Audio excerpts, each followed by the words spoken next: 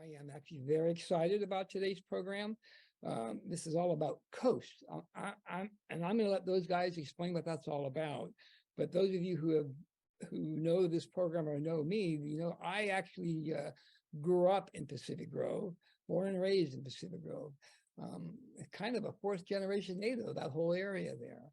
And so it's very near and dear to me, this story is. In fact, my playground was that neighborhood. So we're talking about sort of the whole, not just if you know the story of that NOAA building, we'll still get into today, and Ray Troll's beautiful, wonderful murals that they're trying to save. It's not just that building, but it's also that whole little neighborhood that they're trying to create an historical district, which I think is about time that they do that, because it really is deserved to do that.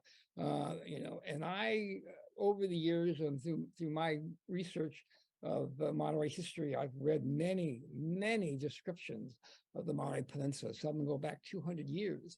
But the best description I've ever run across of that particular area of right in the front, right there at what we call the Great Tide Pools. It was written by a guy named William Brewer in 1861. William Brewer was a geologist who came to Monterey, actually came to California. It was a whole geological survey of the state of California. California had been admitted as a state just a few years before that. And so he came in and they were doing this survey, and all of down California, but they spent a number of days in Monterey in 1861. They left, and they came back and spent more time in Monterey because they really liked Monterey. But he wrote this wonderful description, which I'm going to read to you, and I'm going to then turn it over to the coast folks. So this is what William Brewer wrote in 1861. I wish I could describe the coast there. The rocks jutting into the sea, teeming with life to an extent you, who have only seen other coasts, cannot appreciate.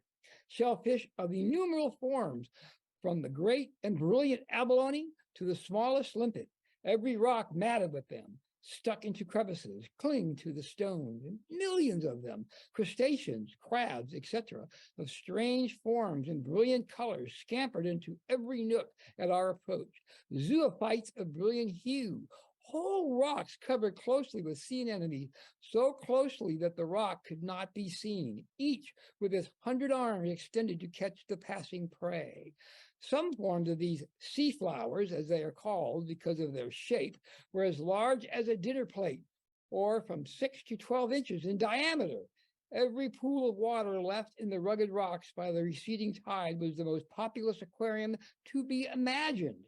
More species could be collected in 1 mile of that coast than in 100 miles of the Atlantic coast. Birds scream in the air, gulls, pelicans, birds large and birds small, in flocks like clouds. Seals and sea lions bask on the rocky islands close to the shore. Their voices can be heard night and day. Buzzards strive for offal on the beach.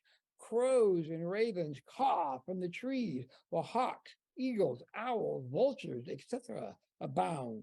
These last are enormous birds, like a condor, and nearly as large. We have seen some that would probably weigh 50 or 60 pounds. They have frequently picked up their quills over 2 feet long, one 30 inches, and I have seen them 32 inches long. They are called condors by the Americans. A whale was stranded on the beach, and tracks of grizzlies were thick about it. The air was cool, and at times fog rolled in from the Pacific, as it often does there. We found beds and blankets, and after breakfast the next day rode to Point Lobos, then over some high hills back of Carmelo Mission, but the fog obscured the fine views. That was written in July of 1861. I think that is the best description ever of that whole area. Still looks a lot like that. So I'm going to now turn it over to Chuck Green, who's going to share a screen and give us a nice little story. Well, great. Thank you very much, Tim, for giving us an opportunity to share our story with everybody. Yeah, so we want to tell a little bit about Point Pinos history, and some of it everybody in the audience will be familiar with, but I think we have some other new parts of the history that may be new to you. So most of you know that Point Pinos has really figured prominently in Monterey Bay's history. The ancestor of today's Rumsen Ohlone tribal community held this site as sacred for thousands of years prior to the arrival of Europeans. And then the Westerners arrived. In 1602, the Spanish explorer Sebastian Vizcaino named Point Pinos and became the first European to set foot on the shores of Monterey Bay. So let's skip ahead in the history now and let's go to the period of time right after the Mexican-American War, after the U.S. Had acquired Alta California, Upper California. And at this time, Congress allocated the funds to build 6 lighthouses along the West Coast. And in 1850, 25 acres of land were purchased to establish the Point Pinos Lighthouse Reservation. And I have Point Pinos Lighthouse Reservation in blue, in light blue, to set us apart, because this is really the main part of the story today, is what the Lighthouse Reservation is all about. So this is a chart from that period of time here. And this was a large Spanish ranch that subsequently was purchased. And these 25 acres that make up the Point Pinos Coast Reservation. So unfortunately, everybody's kind of in the part of the slide that I'm trying to show here, but what you see outlined right here is the original 25 acres of the Point Pinos Lighthouse Reservation. There's another 67 acres here, which subsequently became part of the reservation. Here on this map, it's listed as the Point Pinos Coast Guard Reservation. This was added in 1901. And the idea was this Point Pinos Lighthouse Reservation was originally landlocked, and by adding this new land, it enabled the reservation to go all the way to the sea. The lighthouse itself was completed in 1855. It's the oldest continuously operating lighthouse on the West Coast. This is what it looks like, as I'm sure most of you know. And also most of you know that the Point Pinos Lighthouse is listed on the National Register of Historical Places.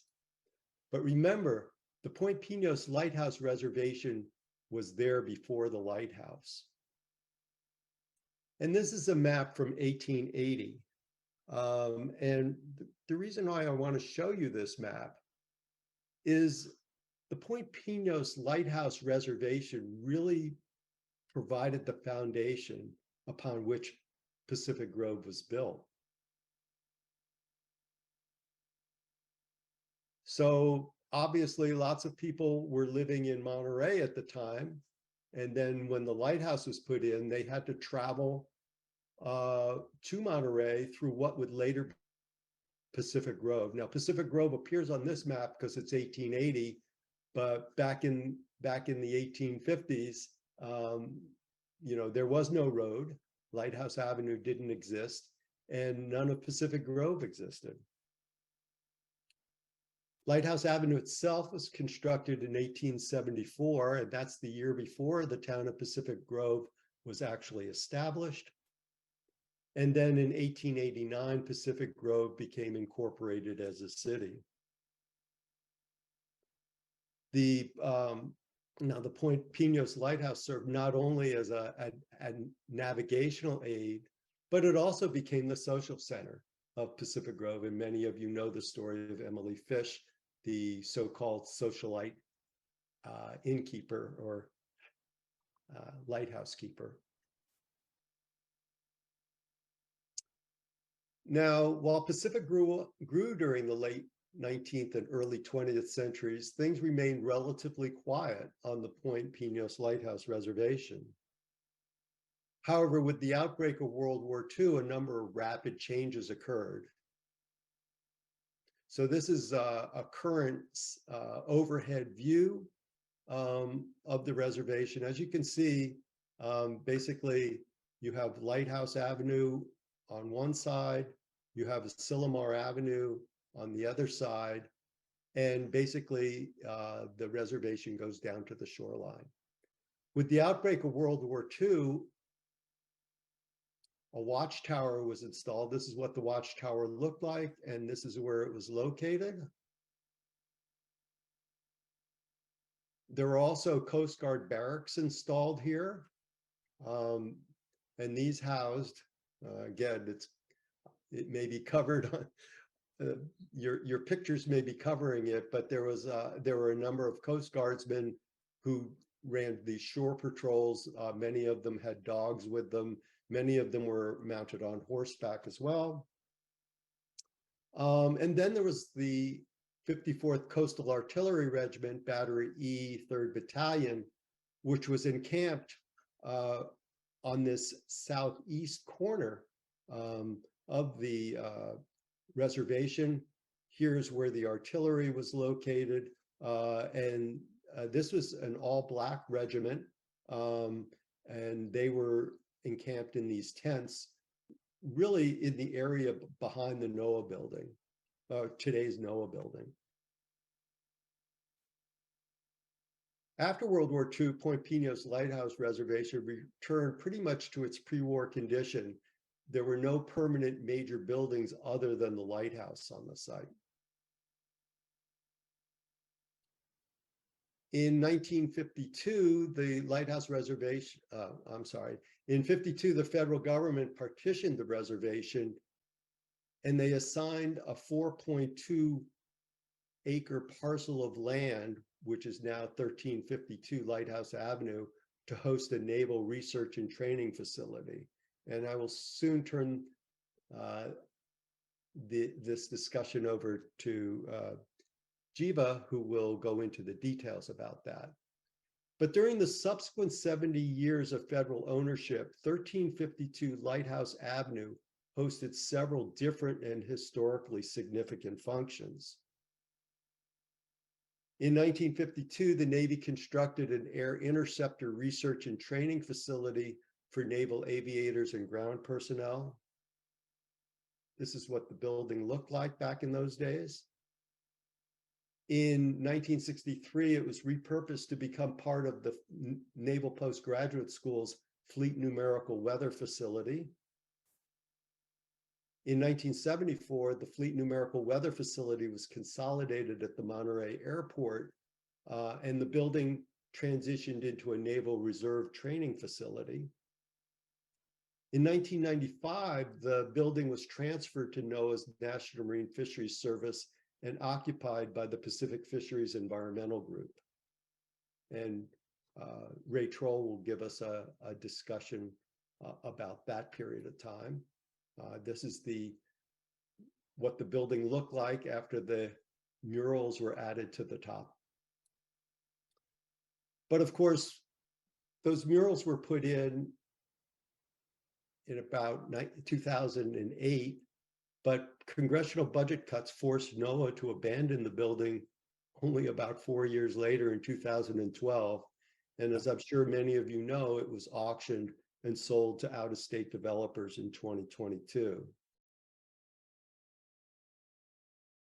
So COAST, the Center for Ocean Art, Science, and Technology, we're the ones that are bringing you this show because what have been engaged in for over 2 years now is doing our best to save that property, to save the building, and particularly to save the murals. We feel it's a very significant part of Pacific Grove's history. And it's the only part of the Lighthouse Reservation that doesn't belong to the city of Pacific Grove now. And now I'm going to, this is a video that we put together for another presentation, but I thought many of you might appreciate really the spectacular beauty of the location we're talking about. As we descend from the edge of space toward the west coast of North America, the familiar crescent shape of Monterey Bay comes into view.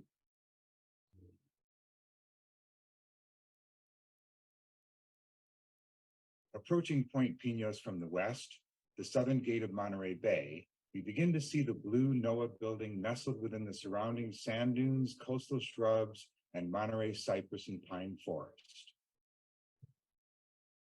Shifting our perspective to a view from the south, we begin to appreciate the remarkable landscape that lies between the building and the Silomar Avenue. Since the building was first constructed by the Navy in 1952, 70 years of protection by the federal government has left most of the 4.3 acres of land in relatively pristine condition. Lifting off from Silomar Avenue, the building comes back into focus. Even from a distance, the spectacular Blue Seas, Green Seas 250-foot mural surrounding the top floor of the building leaves a lasting impression. However, it is really the building's setting, with its rocky shores and expansive ocean, that inspires both artists and scientists alike. Finally, as we fly directly over the property, we should remember this unique site's rich history. The location has been sacred to the Ohlone, Costanoan, Esselen Nation for many thousands of years. It is our responsibility to walk gently and work with Ohlone to protect their land and cultural heritage.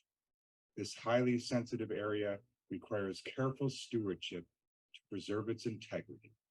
In addition to the important science conducted at this former NOAA laboratory, we must remember that it overlooks the Great Tide Pool, which inspired remarkable artists and scientists from the past century, like John Steinbeck, Ed Ricketts, and Charles Bryant Hudson. So on that note, I will turn over the stage to Chuck Green and Ray Troll, who will describe the science and art behind Green Seas, Blue Seas.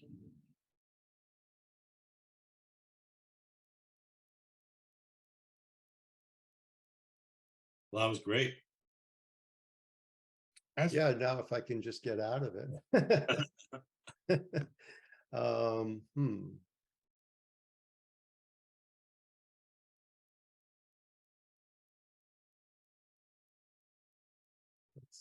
There we go.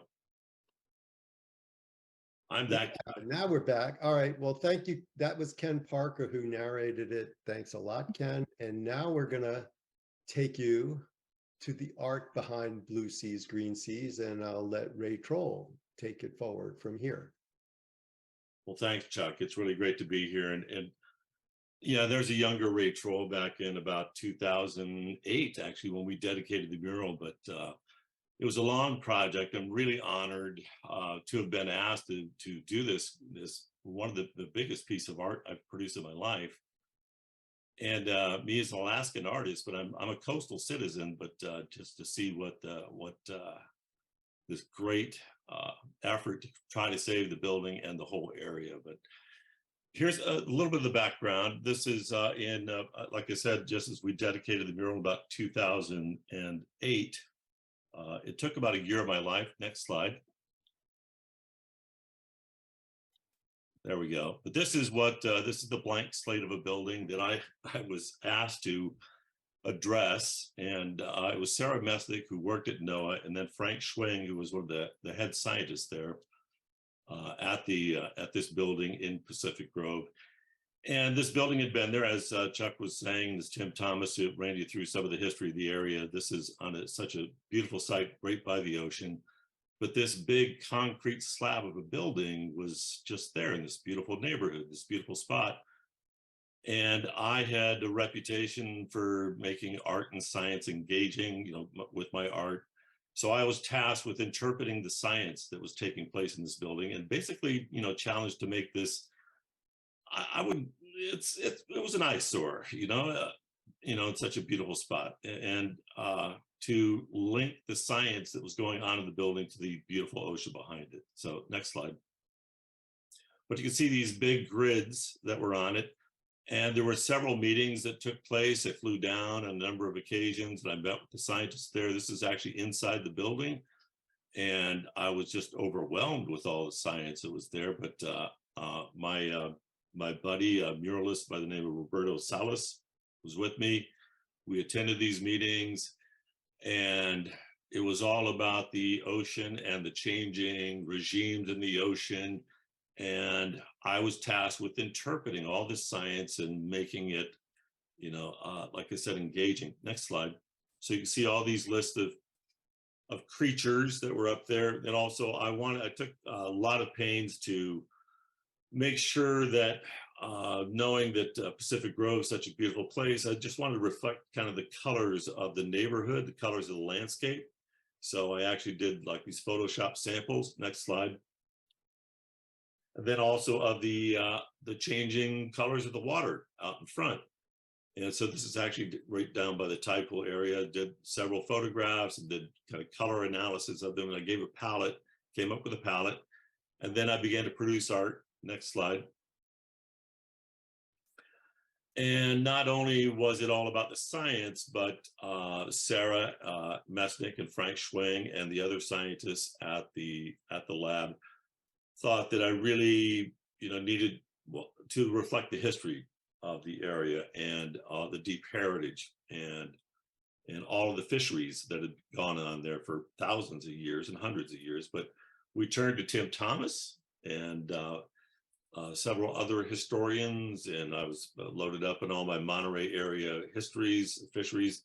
But of course, Steinbeck and Ed Ricketts on board the Western Flyer, very inspirational trip they took down to the Sea of Cortez. And Steinbeck's book, consequential book, The Log of the Sea of Cortez, very inspirational. So I wanted to depict the Western Flyer. These are the sardines glowing in the darkened oceans at night. Next slide. So, Hey guys, I'm presenting. there you go. Next one. So it was also about the changing regimes, these big ecosystems that would shift from sardines to anchovies. And because Ray Troll has got to be Ray Troll, when I depicted the anchovies, I had to throw the pizza in. So it's just what I do. Can't help myself. I'm a bit of a scientific surrealist and absurdist, but also it's just a fun little thing, fun little detail. So this is the green seas. And next image.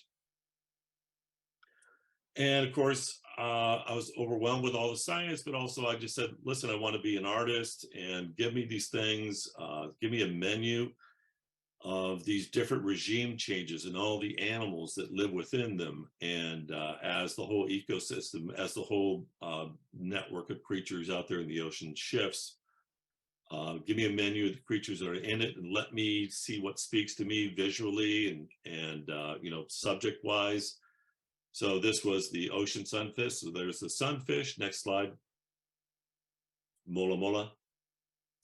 And there's the moonfish. And I thought it'd be really kind of cool and compelling to have these images right by each other. So the sunfish and the moonfish, I like kind of the poetry of that. Next image. And these are color pencil drawings. They're about 8 by 11 inches. And I just began producing these left and right. These are some rockfish here and California halibut. Next image. But all with these wave images behind it. And then I also hired an architect to build me a model of the building. And we came up with this idea too, that the waters in the warmer oceans are bluer and the waters in the cooler oceans are green. So the idea of blue seas and green seas. So as you walk around the entire building, it shifts from blue to green and green to blue again. So it's kind of this circular thing. You can see it from these different vantage points. And you can see the regimes kind of running up against each other. Next image. So this is all in my quest to make the building more engaging. This is a Photoshop that I Photoshopped it into place. And Tim was very influential in telling me about the history of the area and the basking shark fishery that was once just dominant in the Monterey area. So there's a basking shark up there. and leatherback turtles, king salmon, auklets, Dungeness. Next slide. So once I had done all these color pencil drawings, I scanned them all, jazzed them up a little bit in Photoshop. And then I'm up here in Alaska. Roberto Salas and his assistant Memo Haragi painted the images onto what's called polytab or parachute cloth. They did it down in San Diego at the NOAA building down there. So that's where Sarah Mesnick's office was. So this was done outdoors in that San Diego heat, but they projected my drawings and then they painted from there. So it's a very thin material. It's called, like I said, it's called parachute cloth, super thin. And next image. So they had the printouts of my drawings. They painted them down there in San Diego. Then they rolled them up, and Roberto and Memo and a whole crew came up from San Diego and installed them onto the building. So they literally are glued to the building. But Roberto is a real master at knowing what kind of materials would last. And so rather than painting directly onto the concrete, that paint would have flaked off, but this is adhered to the building. There's actually a couple of small little pieces of this cloth on the building that we did as little test strips down below. So yeah, the lifts were hired and they were adhered to the building. Next image. And there's a happy Roberto Salas, and check out his handiwork there. This is actually when they're painting it. Next image. And this is Memo Haragi and Guillermo. Memo is short for Guillermo. Just an amazing painter, and I just love working with Memo. And he and I have done many projects now over the years, but a very quick painter. And yeah, from San Diego, marvelous talent. Next image. And there they are. There's Memo up there adhering the cloth to the building. It's basically glued on, and then another adhesive is put over it, a clear varnish. Next image. And there's Roy Hattori, and also meeting with Tim, learning about the hard helmet Japanese American community that were harvesting the abalone in the 1900s. Next image. And it was so cool at the dedication that Roy was able to attend when we had just a small little ceremony there, actually with the mayor of Pacific Grove and other dignitaries and some of the NOAA folks, but made sure to invite a bunch of people to the grand unveiling. So this was a real happy moment when Roy saw his image on the building. Yeah, very cool. Next image. And there it is, the completed mural. It had the white base at first, and then a few years later, when there's a little bit more funding that was available to really kind of emphasize that green blue shift, we painted the lower section, or I didn't paint it. There was a crew that painted the lower section of the building, and there it is, nice, crisp and new. And next image, and there's another view of it, and there it is, actually an earlier version. You can see the below, the area below is white, but it's just the fact that it was done in these big concrete slabs that just kind of begged to have these different panels.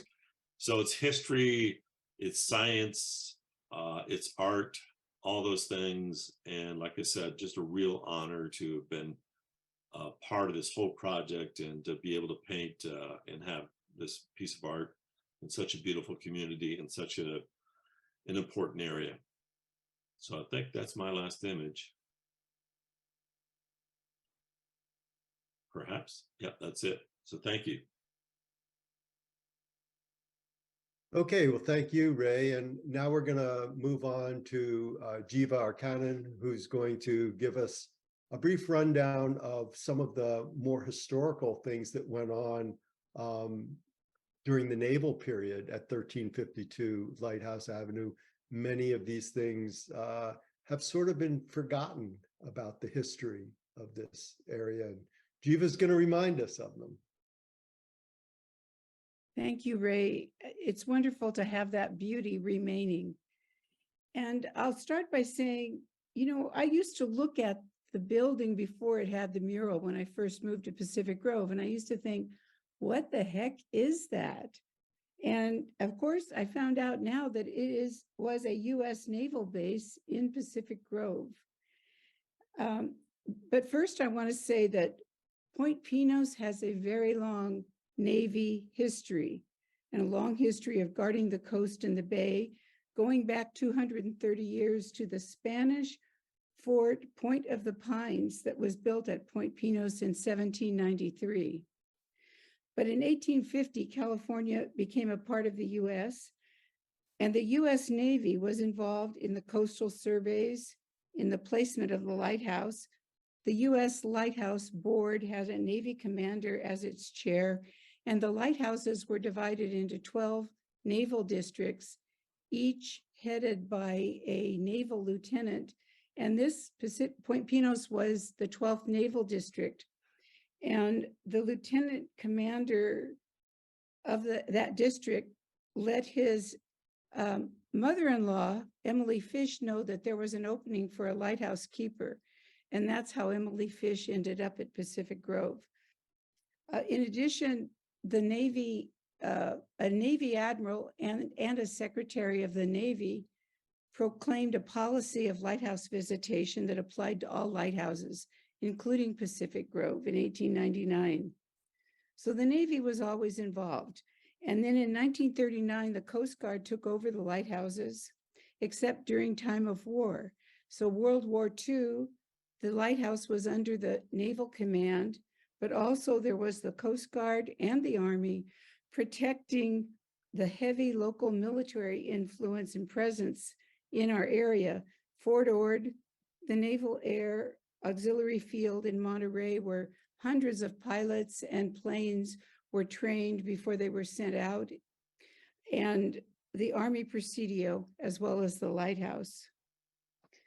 So I want to talk right now about 1950 and on, when after the war, there was not a concern about the Soviets, but they did develop nuclear bombs carried by planes. And the US developed the DEW line, direct early warning system, and for identification of friend or foe from Alaska into Canada. And then in 1954, as a part of the Navy's continental air defense, they decreed that this air defense system should go down the Pacific coast from Washington to Central California. And it was called the Pacific Contiguous Barrier from 1954 to 1961.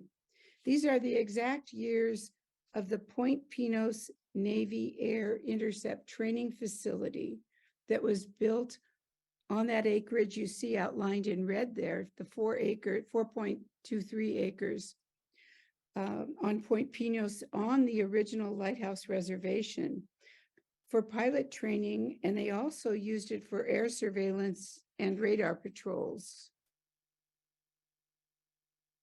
This was deactivated in like 61 to 62.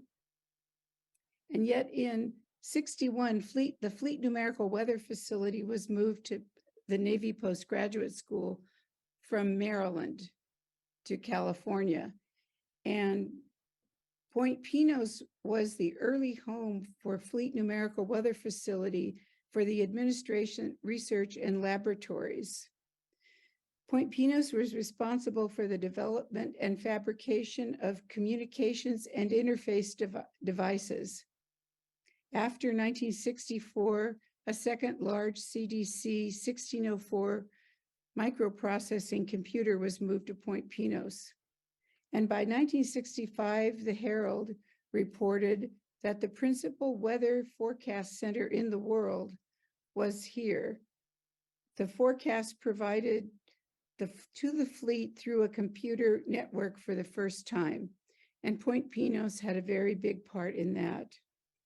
It was a pioneer in the application of supercomputing technology to weather prediction.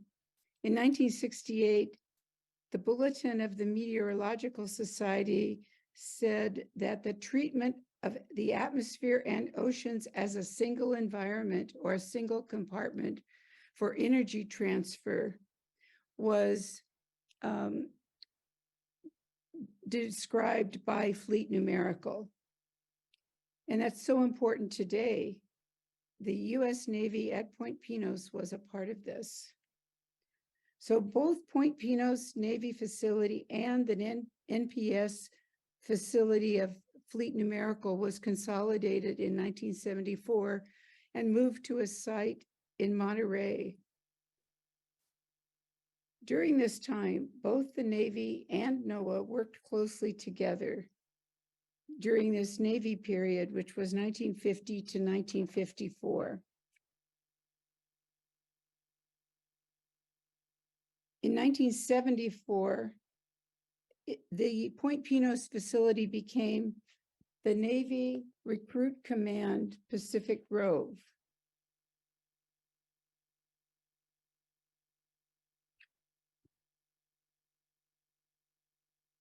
They remodeled, added some windows, an auditorium, a full on-site medical and dental clinic on the second floor.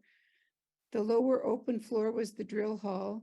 The exterior also featured a sand volleyball court and large barbecue pits. An active duty staff of 7, the Navy Recruit Command served as a drilling site for 6 reserve units, including a reserve cruiser with 7 officer and 40 enlisted billets. And a medical number of offices were created and windows added. So you can see that there was a long period of Navy presence, beginning in 1850, going through 1950, and then heavily through 1950 to 1994, when NOAA took over the building. And this was a strategic location on the Monterey Peninsula for NOAA, based on longstanding association with Fleet Numerical and the early dual-use application of military data for civilian purposes. Thank you so much. Just a little bit about the Navy. I'm turning it over to you, Chuck. Okay, thank you, Jiva. I think what we'd like to do now, that's the end of our formal presentations. And I think we'd like to have all of the people that have presented and others from our coast group sort of serve as a panel, and we can address questions that you may have and hopefully provide some answers. So I'm going to turn it back over to Tim, who will moderate this part of it. And we will figure out who will jump in and answer the questions as they arise. All right, thank you. So I have a question, 2 questions. So first, when did Coast first get started? I guess I will say that. I guess it was in early 2021. Steve Hauk, who's a member of our group, had written a small piece in the back of one of the local flyers about what to do in Pacific Grove, and he wrote a rather eloquent plea for saving the building. And I was visiting Pacific Grove on sabbatical leave at the time, and I read that, and I got completely inspired by it, and I contacted Steve, and then we contacted several other people, and Coast became, a rallying point for a number of us. For me, so much that I actually moved into the area. Yeah, so that's really the beginnings. Really, Steve's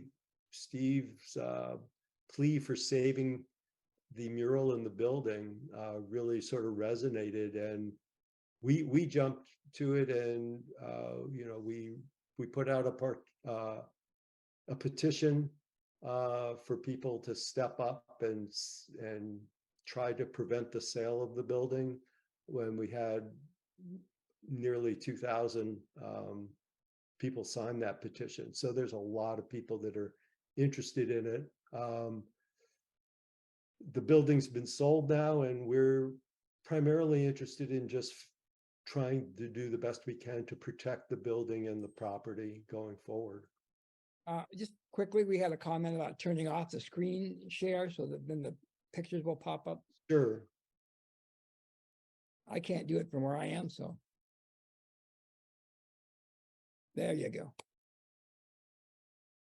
So I had a question. I saw it in the chat. Someone asked where the quote that I read, where that comes from. That actually comes from a book called Up and Down California by William Brewer.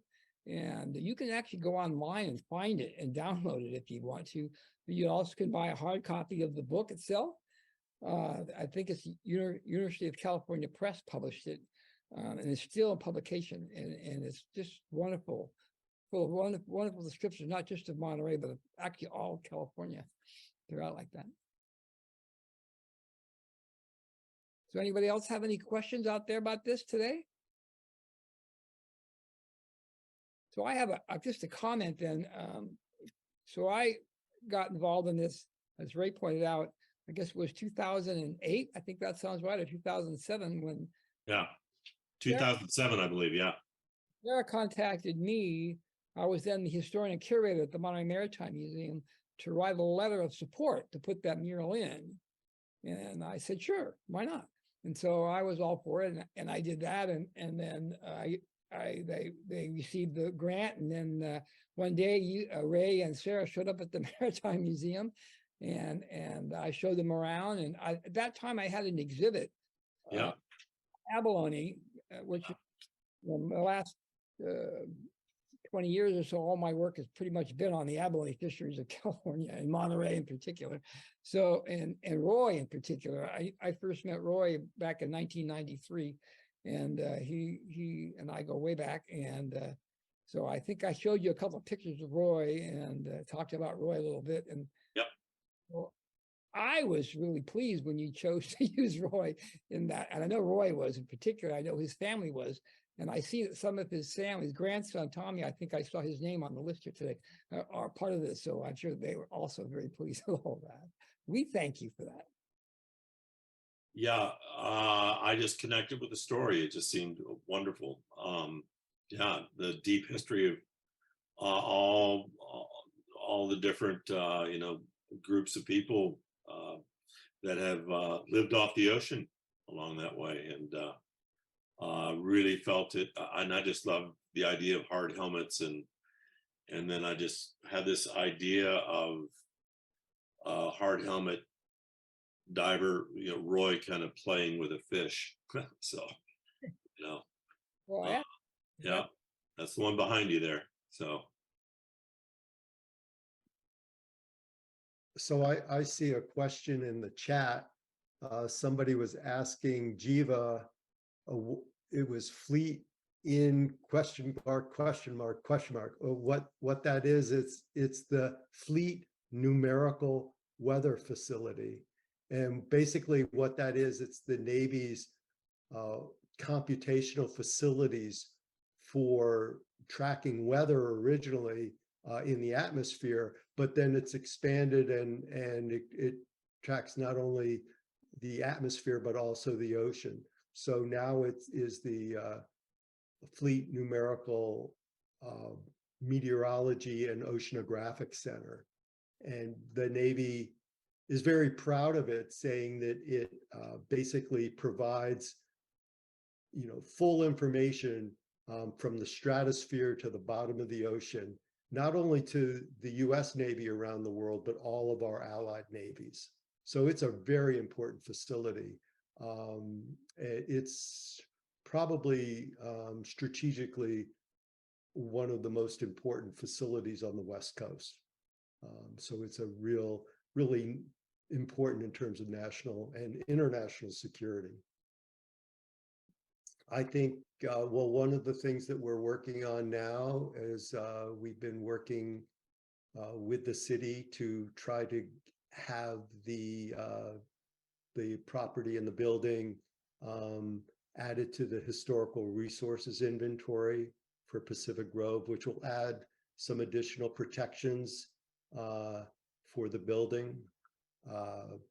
We're also starting to think about ways that we can get the city to contemplate how to protect the whole Point Pinos Lighthouse Reservation, that 92-acre property that is, figured very prominently in the history of the region since before Pacific Grove arrived on the scene. And all of that property belongs to the city of Pacific Grove, except for the piece that the Navy partitioned off in 1952, turned over to NOAA in the 1990s, and then the federal government turned around and sold it. After it was abandoned in 2012, and then it was sold 10 years later to private developers, which runs completely counter to everything that the reservation is all about. So we're looking into ways that we can get historical designations for these things, again, just to protect this property. It really is a significant part of Pacific Grove's heritage, and it's a shame that it doesn't belong to the city of Pacific Grove like the rest of We'd like to see plaques designating the history that's happened there. Bronze plaques, a kind of history walk that people could learn and our kids could learn. It would be absolutely tragic if those 4.5 acres became something other than what it is. There's an Indian midden under there, tribal Indian midden. I mean, the things Jiva talked about, the Navy, the Cold War, the 54th Artillery Regiment probably camped on that ground, at least nearby. Anyway, yeah, it needs to be preserved.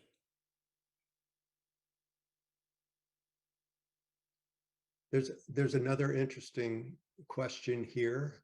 Let's see, it just jumped around. It says, did I hear somewhere in this 3-year-long fight to save this building that the first cell phone call was received and made from this building? No, that's really not the case, but it's actually, to some extent, even more interesting than that. The first transmissions from a computer to ships at sea occurred from the building.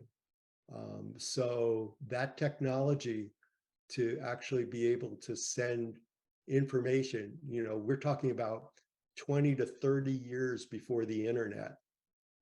That was first accomplished by the efforts that were going on at the building and also at the Navy Postgraduate School.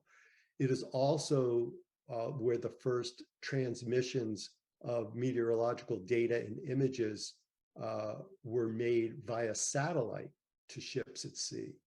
So these are incredibly important pieces of history in terms of computational history and communications history of the U.S. Navy. Question, another layer involved in all this is in 1974, the Coastal Commission deemed all this area and up to Pebble an environmentally sensitive habitat area. Yeah. Where does that play into any of this with the government selling the property? That's probably important in that I think a rare lizard may be on that property. The western bluebird had left this area for over 90 years and came back and nested there, I think 10, 12 years ago. So I think conservation, and I think that's a point. Somebody could expand beyond me, of course. Well, the sad thing is that it's largely disregarded by the sale that the GSA effected. And that's exactly one of the reasons we're fighting so hard for it. I think one of the things that was most discouraging is that there was a fast track process that was introduced in the auctioning of the building. It wasn't just for this building. There were a number of properties around the country that were put into this process for a fast track sale. The whole program was totally mismanaged. There was a review of the program that took over a year. And they went back to the properties that were originally listed for sale through this process.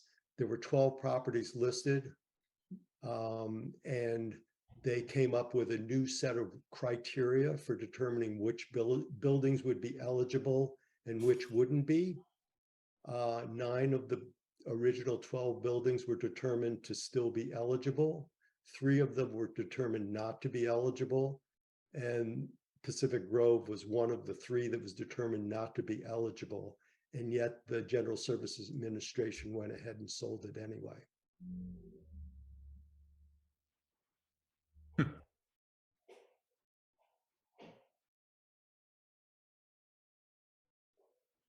Yeah, somebody just wrote the California Coastal Commission was concerned about the GSA not making it clear that the coastal plan restricts use, and that's absolutely true. The Coastal Commission was concerned, and letters were written, including Jimmy Panetta that we encouraged, and it still happened anyway. They just completely disregarded it. Can I?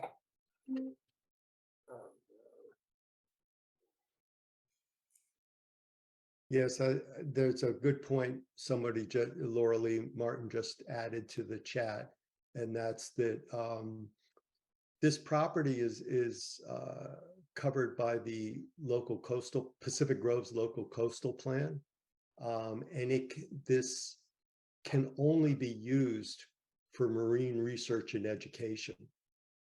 So we're not sure exactly why the people that bought the property did so. They claim that they were not informed of all of the constraints on the property. And we can only go by what they told one of the local reporters, which was that a son worked with his mother to purchase it to become her residence. Now, it strikes me as a little bit odd that someone would be looking at a General Service Administration website for surplus government buildings for a home for his mother, but that's the story that has been told. So we don't know what's going on, but we have certainly been following developments very closely. The building's in private hands right now. And one of the concerns that we have is the maintenance of the building. You know, the fence is certainly corroding and starting to fall down in places. The fence surrounding the property. You know, the government was spending about $50,000 a year in maintaining the building. They had 2 people living in the building after everybody had moved out. But you know, you can't just sort of leave a building completely unattended. But we don't know if the current owners are doing any kind of maintenance or anything. It's a black box or a gray box with a very pretty mural around it. And won't the murals deteriorate? I mean, you know, something has to be seen there, right? The murals, the colors have been pretty light fast, but yeah, before I've left the planet, it would be nice to give them another coat. Yeah. And literally to touch up the paintwork and give it another coat of UV varnish. Yeah, murals outdoors, you know, do have a certain lifespan, but I think there's no way to remove them. They're adhered to the building. If you tried scraping them off, it's just impossible. So the best thing would be to restore it, while the artist is living, and give it another 20, 30, 40, 50-year run. In response to that question about what's happening with the building now, there is the move that we have requested the city, and they voted to hire the city's own historic architect to evaluate the building for placement on the historic resources inventory. So that is the goal right now, to protect it. There's a lot unknown about the owners and where they got the funding to purchase the building for $4.8 million. Of course, a property like that, if there were no restrictions on it, would be worth an order of magnitude more than that. But with the restrictions on it, the next highest bid was less than half what they bid. So it's kind of strange that the owners, the son, running his own real estate company in North Carolina, would go and purchase property, spending twice as much as the next highest bidder, and then not being aware of the restrictions on the use of the property. There's just a lot of inconsistencies in the story. There is one comment here from CBE at the Middlebury Institute for International Studies saying, the mother-son story is suspicious. It would be an ideal location to spy on West Coast military installations. We completely agree with that concern. And we are, in fact, Congressman Panetta sent a letter to the GSA raising that very specific concern. Now there's legislation in Congress about sales of property near military installations as well as agricultural land. But in this case, it's military installations that is significant. So the fact that this property is so close to the Fleet Numerical Meteorology and Oceanographic Center is a concern that several of us have. Yeah, I have a question. Has there been any history of GSA ever just refunding money since maybe the buyers didn't understand all the restrictions and now they basically want their money back? Can they get their money back and it's back in government hands and then the government does the right thing?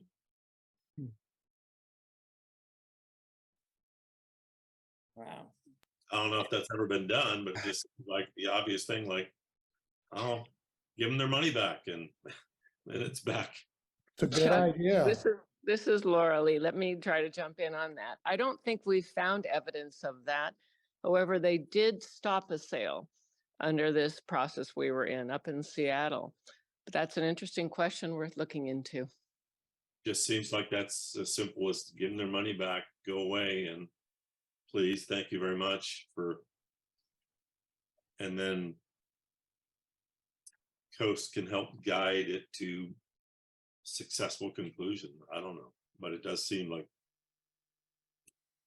Well, if the owners ever do decide that they actually can't use the property for whatever they originally intended, we would be happy to provide them with a lot of evidence of actions taken by the government that are inconsistent with many of the policies that the government are supposed to follow.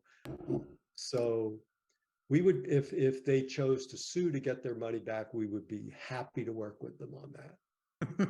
Yeah. I like that. Yeah. Say the least. So I'd like to say a couple things before we finish. First of all, I want to say thank you guys all for doing this today, but I want to tell you how impressed I am with all the work you guys have done on this. And particularly Jiva, how impressed I am with all the research you've done on this, the historic research. It was, no matter what happens, that's a record that we will now have. So that's just, so my thumbs up to you for all of that work you guys have done. Jim, may I give some credit on that?